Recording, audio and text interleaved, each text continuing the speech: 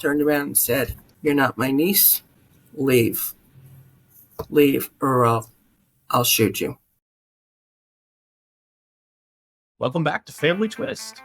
If you're joining us for the first time, stop right now and go listen to part 1 of Diana's story.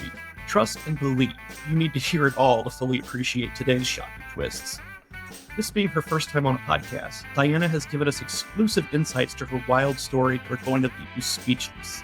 She shared more twists and turns than we ever could have imagined. So how do these elements, like famous photos, mafia ties, and black market babies, fit into one story? Well, you're going to have to listen to find out. Let's pick up where we left off. Diana, we ended part 1 of your interview. You mentioned a newspaper article about your story and that there's more media coverage to come. And the reporter at the time that was doing the article or whatever, and it's still, I hate to say it, they used a lot of sensationalism. And he had interviewed the guy in Montreal, Mort, and Mort lied. And I remember saying, why did you lie? Because, he thought I had something on him.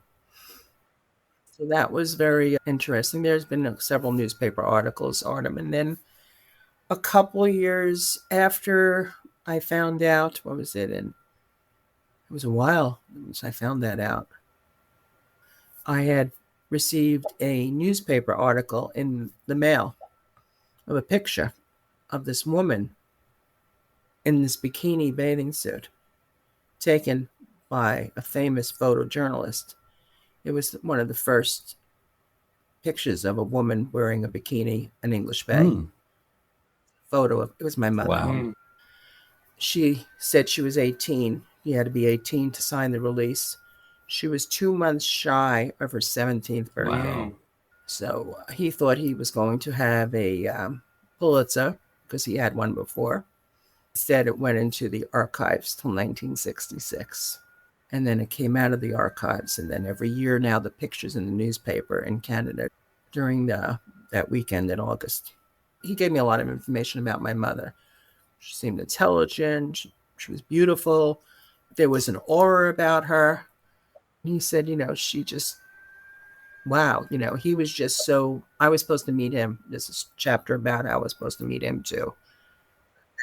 That didn't happen either, because he had some pictures for me that he took that day that he didn't hand to the newspaper, and he wanted to give them to me. So it's all getting very interesting.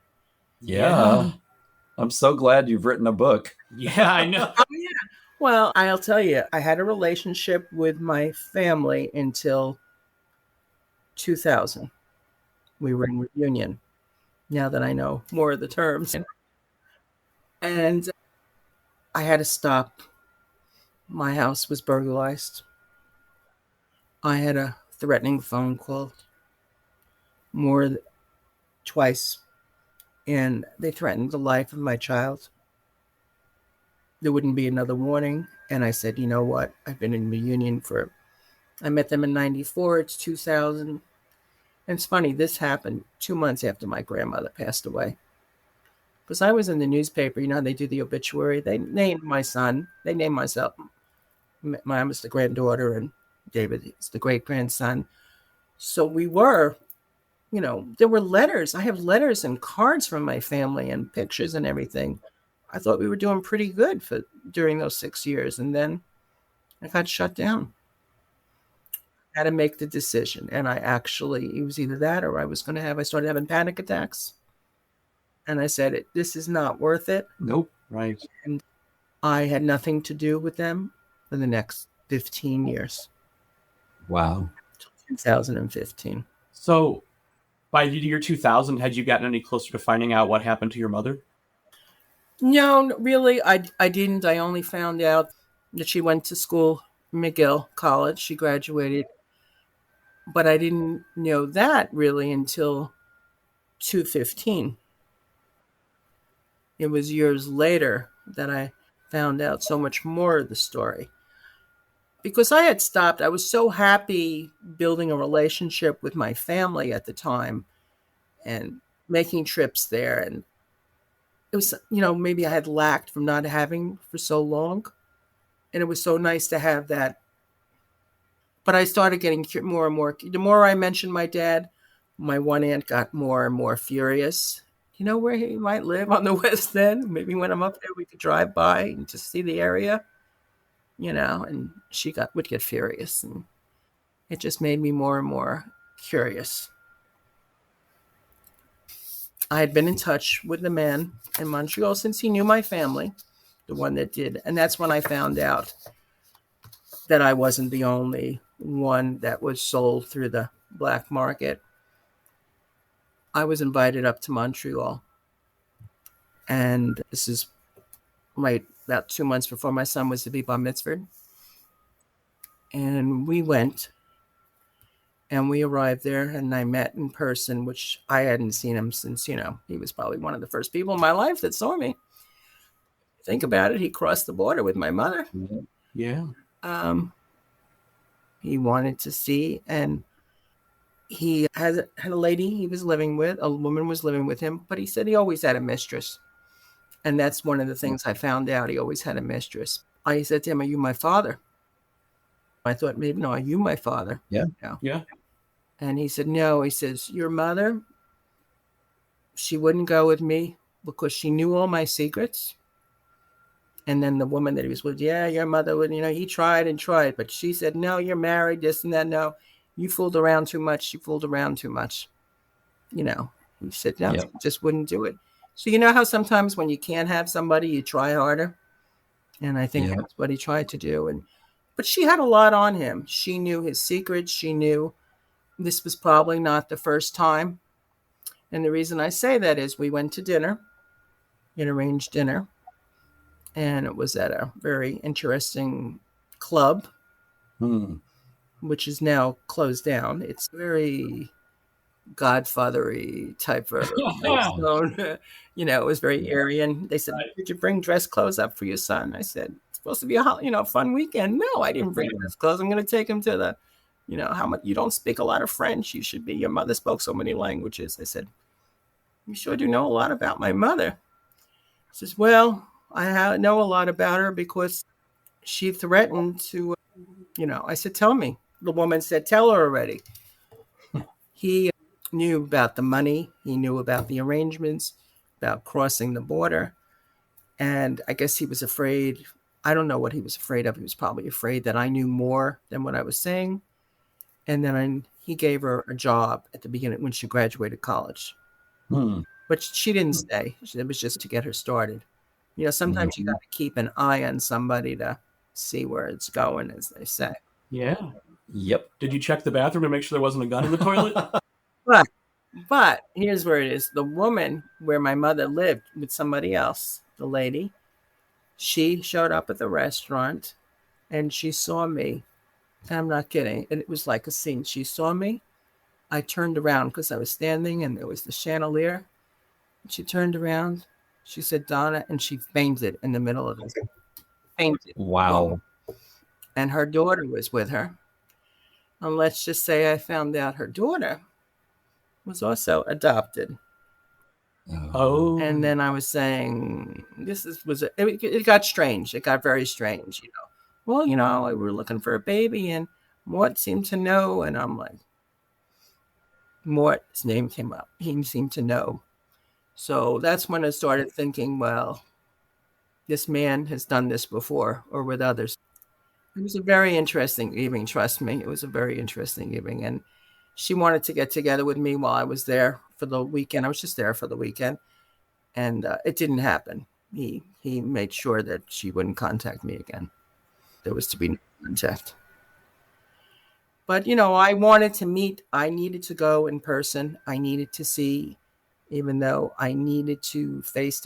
And I think the difference with, and I don't know how to convey this, and I don't even think it comes out in my book, is I really think he fell in love with her, maybe because he couldn't have her. I don't know. It was just kind of the feeling that it was just something there that I couldn't describe. Kind of obsessed with her. Yes, he was. I thought back of what the photographer said, the journalist, and what other people had said is you had to meet her to understand one meeting and you were like hooked. And I'm like, really? So, she had something over, a magic potion over these men. I Yeah. don't know what Yeah. she did. Wow. The charisma is real. It really is. I mean, this is like a Netflix series. Yeah, it is. I know. As I said, I might as well get my feet wet, right? Yeah. We'll have to be after the book Amazing. comes So, out again. Yeah. We're both on the edge of our seats about 2015. What happens in 2015? Okay, 2015. Well, my son's already married. I had moved back to Florida because I was living in Charlotte. I worked for Neiman Marcus for a number of years. And I had moved back. I had a position offered to me in Tampa, and I moved back to Tampa. And when I moved back, I was in the condo, and I was getting company that weekend. And I didn't tell you this, I had two pieces of porcelain that that did belong to my mother, that over the years, my aunt finally, she gave to me, two little things. And I had them out, and I was looking at them, and I was looking at a picture. And that morning, I was closing the armoire. I banged my head, really banged my head. And I didn't know I had all these black things coming out of my eyes, and I didn't even know what floaters were back then. I said, oh my goodness, I'm having company today. I'm working early. I'm getting out of work early. I don't have time for this. And then it hit me. What? I closed that armoire, which has been open all these years. I closed that armoire. I said, no. So it hit me that now was the time. I started thinking of all the things from when I first found out to when I stopped my reunion. It came like flashing. It was like a flood. I can't explain it. And that basically, it was after that weekend, I decided I'm searching. I'm not afraid anymore. My son's not living at home. He's married. He's at his own place. I became unstoppable.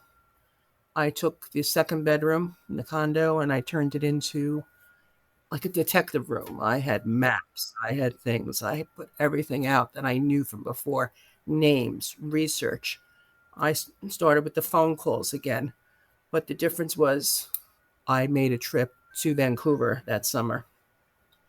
I reconnected with one aunt and uncle, and went to my other aunt's house, and she wouldn't let me in. She had cancer, and she didn't want to see me because it had been a number of years. My other aunt kind of knew why I had stopped because I think they probably received the same phone call that I did. She said she won't see you. So I said, I went past her and I just went in the house anyway. This far to say, no, I'm going in. No. And and my aunt at the table, that same big table where we had all those conversations, turned around and said, you're not my niece. Leave, or I'll shoot you. I remember bawling my eyes out, and my other aunt begged me to leave. And we sat outstairs on the steps, and I said, what happened to her? She said, well, when she lost her husband, he was a nice man. I liked him. He was a very nice man. When she got the cancer, he says she changed. She just changed. And then she said to me, listen, I'm the executor of the will. I know she has things of your mother's, because we knew this. I know she has some of her belongings. I know she has some of her personal effects she keeps in a safety deposit box. And I also know she has her passports. What do you mean passports? Passports. What do you mean passports? And I know she has stuff. You will have it all. Pictures, everything when she goes. But you need to leave it be right now. Well, of course, I'm unstoppable at this point. And my friend Steve back in Florida, he knows, oh no, that's not going to be enough. I was there for about 2 weeks. I was at a hotel. I went to meet different people. I went to places possibly my mother would have went to.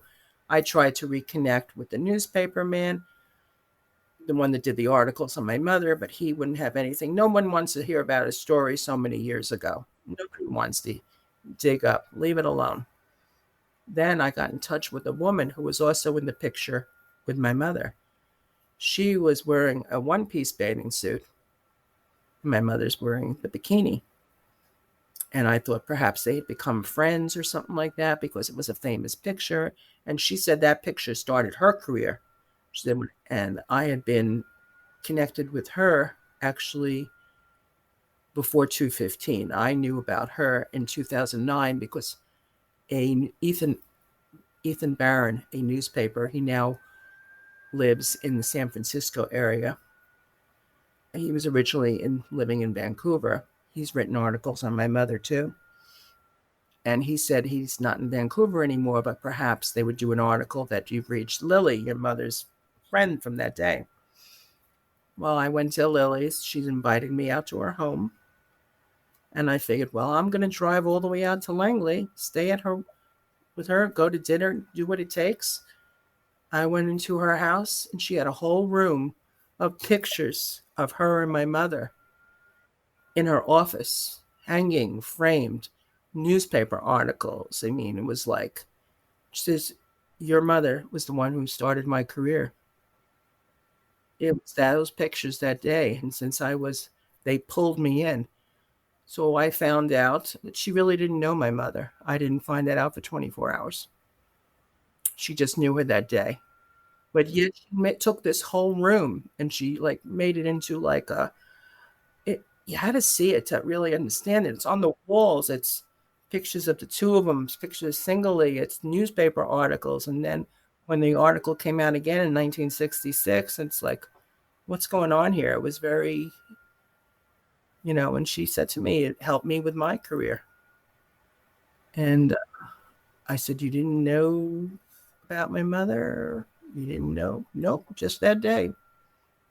So that was kind of, she was lonely and she kind of lured me to go out there and then I was curious. So of course I went. I'm all the way that far. Why am I not going to go? But I did find something else out, and it's in my book too. I went to, and that took a lot for me. There's a club in Vancouver. It's called the Penthouse Nightclub. He signed, so it's okay. He signed. Yeah. That my mother used to go to that club. Her close friend worked at that club when they were growing up, and she used to get my mother into the club, even though it was, she was younger. It was a bottle club. You bring your own. It used to be a club where Frank Sinatra, Ella Fitzgerald, it was owned by this very well-known family in Vancouver. And they've been around a long time. And I said, well, I reached out to somebody that wrote a book on that club, but now it had become a strip club. So I really think this woman is going to be going at this stage in my life, walking by myself into a strip club at night. But the son, agreed to meet me because I started researching the whole family, the Filippone family. And he signed on, so he's in my book. I started thinking, well, maybe one of the father, Filippone, because I knew it was with a P. They had said West End. Here I am, West End. It's all coming back to me. Similar pronunciation, similar spelling to what my aunts had told me. It must be one of the brothers. Wouldn't you start to think that direction? I did. And so I had a way to get in that night. So it was either go in and put your big girl pants on, or that's it. But I remember going in, and Aaron Chapman, he's the author of the books locally, and he's a great guy. He turns out he's an adoptee. Yeah, that happens a lot along my journey. He says, well, I figured I'd come out. You wouldn't want to walk in yourself. But I had already circled, and I saw Danny go in, and I wondered if the car was bulletproof or not. And I went in the club, and it was, what it was like. It was my first time going into that type of, it wasn't a movie this time. It's like me there, and it's like people are looking, what is this older woman being in here? But it was interesting. And then he comes down, like out of nowhere. He comes down, this robust man wearing, I remember, Robert Graham shirt. I knew because from working. He comes down with this charisma. And I'm looking at him, and he's like, oh, my God. Does he look like my son? This is what's going through my head already. he orders me a scotch and he said, I'll make it a double, you know. And because of it in the book, I can't say the label name. We had to change the scotch. And it was very interesting. And then I showed him a picture of my mother, and he says he didn't know her. And then I showed him a picture that was taken inside the penthouse with my mother and my grandfather. And my grandfather had ran the poker tables there back in the 50s. Uh-huh. So, of course, he got very quiet and he disappeared to his office. He says, are you going to show her the other pictures? Are you going to show her around? Are you going to show her the private collection? No, that didn't happen. So, but they didn't recognize, he says he didn't recognize my mother, but I don't know. I don't know for sure. So that was another interesting thing to find out, that the picture had been taken inside there. But I had a picture of my mother that I really wanted to share. I should show it to you later. I'll have to send it to you. And I thought maybe it was taken there, and it wasn't taken at the Penthouse. So that led me to believe. And then I met with another friend, and he said, well, you know, the only way you're going to know is to do a DNA test. So it was at the end of 2015. I did a DNA test and got my results in 2016. So that was the start of that. Wow. That side of the family. Yeah. Right. But it was, I don't know how it was for you when you first got it, but when I first got my DNA test, I'm looking at it. I didn't recognize any names. But for me, it was another step further. There weren't really any Canadians. It was mostly American names. So that was another strange thing. And I said, this can't be mine. This can't be mine. I guess I better do 23andMe and Gen Match. And so I went down that rabbit hole too, because I said, this can't be mine. Did you end up finding any half siblings? Yes, I did. I'm going to probably have to wait on that one, but I did. Yeah. It's, some people have really good outcomes with that, and then some people don't. Yeah. And even in the same family, I can say, yeah, I have 2 half siblings that I'm not close to, and then 4 that I think I am close to. So, well, I thought, oh, it'd be great. I found out a few, but there's a big age difference too, which is kind of mind blowing to me that there's such an age difference, because obviously I did find out who my father was down the road there. And he also lived to 90, which was nice to hear too. Well, 89, he was a little shy of his 90th birthday, but I would say that was pretty good, especially considering who he turns out to be, which you'll see. But the sibling, he didn't marry until late in life. So what I tried to explain is, it's not where my mother had anything to do with your mother. That was long before your parents even got married. He married very late in life, and he had kids in his late 50s. I'll just say this much. I have siblings 40 years old and 43 years old, so I mean, that's like pretty wild. So that's what I know on that, and we could talk about that more at another. yeah. When did you finally solve the mystery of what happened to your mother? It took me 29 years. It took a long time to digest it and understand it, because when you finally come to, wow, this is who it really is. This is real. It was quite shocking, and it's a gift that just keeps on giving. As they say, the onion, you peel it back, and my onion is so big we don't even know what to do with it. I had written a manuscript. I had met one publisher, and basically I had been working with her for several months, and she said that she's afraid of my story. She was really afraid of the story. And so I'm working with somebody else now who's not afraid of anything. She's not afraid of everything, and it's going into format now. It's being proofed now. It's going into format. So we have to change some things, but because she's very on the up and up on how everything's got to be, which is what I want. I wanted somebody to feel like it was. And I look at the first one was an experience, a lovely woman, but she was just afraid, and I can understand. You'll see why down the road. You can't be afraid, because I look at it this way. I lost 15 years because I was afraid. But no, I'm not afraid anymore. Yeah, and there's no reason to be. There's no reason. I think we do this to ourselves. We work it up. I want to be able to share, because you should never stop searching. You should never stop. It's your identity. You're finding out your roots, to find out that, yes, I grew up in as I said, a Jewish household, which that hadn't changed me. I married Irish Catholic, and I have to tell you the guilt. Oh my God, the guilt. You have to keep in mind, I didn't know anything, so I was so, I remember saying, and then I even said to him, do you mind if we raise the kids Jewish? Because he had been married before. Do you mind if we raise them Jewish? Because that's the only thing I know.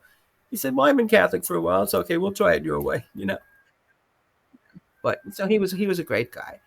But the guilt, and I think that's what really, it's like that guilt could have been avoided, knowing I was adopted, that extra years of guilt that we put on ourselves. My goodness, we don't know how it affects us, wow, it's just like, when I think back about that, and there was so many things, I grew up kosher. I don't know if you know anything about the Jewish culture at all. So, as we got into teen years and everything changed and everything like that. And my first lobster, I was 21. I remember when I had lobster, I felt guilty about eating lobster. Yeah. You would. Right. Yeah. Wow. But yeah, so it's been interesting. It's been an interesting journey, and but I want to be able to help others and say, never stop searching.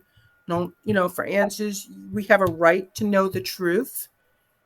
We have a right to know where we came from, who our parents are, what our heritage is. We might not like all the answers, but we still have a right to know. Absolutely. And for sure. Never stop, because you know what? A lot of people tried to stop me along the way and shut it down, including, I had interviews that they said they can't print it because of certain things. I mean, it's like, wow. And I've only told you part of the story now. You got to understand. I know. Yeah, right. Wow. Well, I mean, we're honored that you were sitting down with us for your first podcast interview, and I know you can't share everything, but please, you got to promise to come back on when the book comes out, because I'll be thinking about it until That's right. So I did okay for my first time. Oh my Very goodness. good. Yeah, we're just on the edge of our seats here. Just twist after twist, Yeah. I mean, that's the name of the show, right? Well, I got a lot of twists, I'll tell you. Oh, goodness. You do. Yeah, you're a great storyteller. And that's what made it hard to write the book. It's like, Right, I bet. So many easy tangents to take. Yeah. Right. Well, it might be after the book comes out, a lot of things are easier to talk about now that I know all the pieces. Sure. For sure. Well, I know like 99% of the pieces, let's say, but I know, I know so much more than, it's like, well, why did it take so long? And it's like, well, maybe, I'm a little, God gives you maybe what only you're supposed to know at a certain time. Well, I mean, after 29 years, it's got to feel cathartic to really have as many answers as you have. Oh, I do. And I remember when I did figure it all out, I remember going to the beach with my camera. I remember sunrise and going there and sitting there and everything, going over everything. I was finally able to piece it all together, because that's it. You have to be able to be okay with it. Diana, we're so grateful you chose Family Twist as the first place to share your incredible saga. With your book, Connected, Finding My Truth, coming out this December, we know there's even more to explore. We can't wait to dive into the full story and discover all the details you've uncovered about your birth family. Until next time, remember, family secrets are the ultimate plot twist. The Family Twist podcast is presented by Savoir Faire Marketing Communications, produced by How the Cow Ate the Cabbage LLC, and features original music by Cosmic Afterthoughts.